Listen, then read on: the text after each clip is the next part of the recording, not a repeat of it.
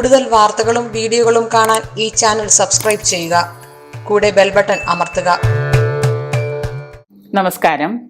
ചതയം നക്ഷത്രത്തിൽപ്പെട്ട ആളുകൾക്ക് സ്വതന്ത്ര ചിന്താഗതിയുള്ള ആളുകളാണ്.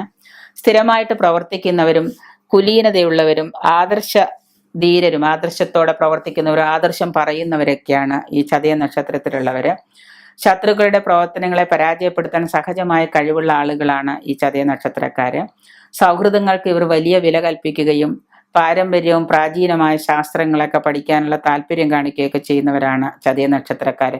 കുടുംബജീവിതത്തിൽ ഭൂരിപക്ഷം പേരും കുടുംബജീവിതത്തിൽ പരാജയം അനുഭവിക്കുന്നവരുമായിരിക്കും. കുടുംബജീവിതം ഇവർക്ക് വളരെ ക്ലേശകരമായ ഒരു അനുഭവമാണ് ഉണ്ടാക്കുന്നത്. ചതയ നക്ഷത്രക്കാരുടെ പ്രതികൂല നക്ഷത്രങ്ങൾ എന്ന് പറഞ്ഞാൽ ഉത്രട്ടാതി, അശ്വതി, കാർത്തിക, ഉത്രം, മുക്കാൽ, അത്തം, ചിത്തിര നക്ഷത്രമാണ് ഇവരുടെ പ്രതികൂല നക്ഷത്രങ്ങൾ. പ്രതികൂല നക്ഷത്രങ്ങളിൽ നമ്മൾ പറയുന്നത് സാമ്പത്തിക ഇടപാടുകളും മറ്റ് ബിസിനസ് ചെയ്യലും പാർട്ട്ണർമാരായിട്ട് ബിസിനസ് ചേർത്ത് ചെയ്യുമ്പോൾ പാർട്ട്ണർമാരുടെ നക്ഷത്രങ്ങൾ നമുക്ക് പ്രതികൂലമാണെങ്കിൽ ചിലപ്പോൾ നമ്മുടെ ബിസിനസ്സൊക്കെ പരാജയത്തിലേക്ക് വരാം.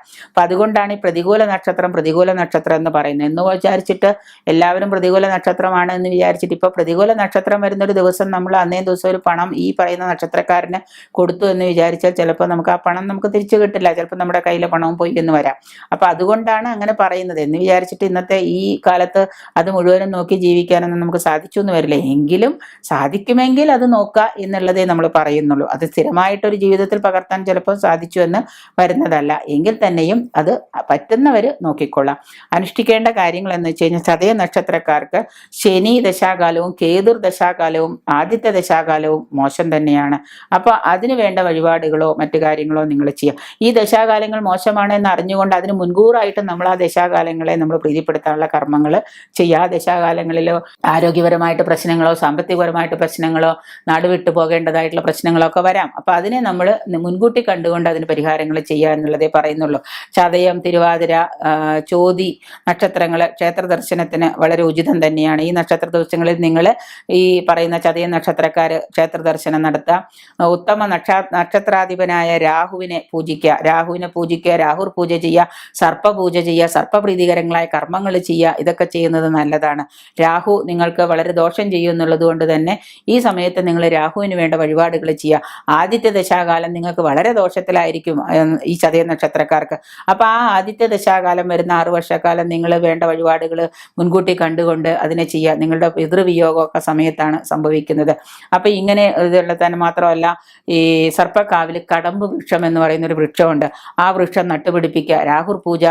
രാഹുർ കേതുവിന് രാഹുർ പൂജ, ഏതെങ്കിലും സർപ്പക്ഷേത്രത്തിൽ പോയിട്ട് രാഹുർ പൂജ ചെയ്യുക. വർഷത്തിലൊരിക്കൽ ചെയ്താലും മതി. അങ്ങനെയൊക്കെ ചെയ്യുന്നത് കൊണ്ട് ചിലപ്പോൾ നമുക്കത് ഒരുപാട് നേട്ടങ്ങൾ ഉണ്ടാക്കി തരുള്ളൂ. ദോഷങ്ങൾ എന്തായാലും ഉണ്ടാവില്ലല്ലോ. അപ്പൊ രാഹുർ പൂജ ചെയ്യുന്നത് ഉത്തമമാണ്. രാശ്യാധിപനായ ശനിയെ നമ്മൾ പ്രീതിപ്പെടുത്തുക. ഈ ശനിയെ പ്രീതിപ്പെടുത്താൻ വേണ്ടി ശനീശ്വരന് പറഞ്ഞിട്ടുള്ള വഴിപാടുകൾ എന്തെങ്കിലുമൊക്കെ ശനിയാഴ്ച ദിവസം പോയിട്ട് ചെയ്യുക. വിധിപ്രകാരം ശനിദോഷ പരിഹാര കർമ്മങ്ങൾ ചെയ്യുക.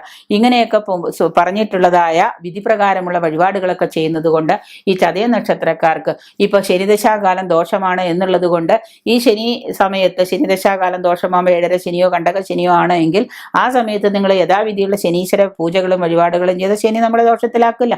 ശനി നമുക്ക് ഗുണം തരും. അപ്പൊ അതുപോലെയുള്ള കാര്യങ്ങൾ നോക്കിയിട്ട് ആ സമയത്ത് നിങ്ങൾ ചെയ്യേണ്ടതായ വഴിപാടുകൾ ചെയ്യേണ്ടതാണ്.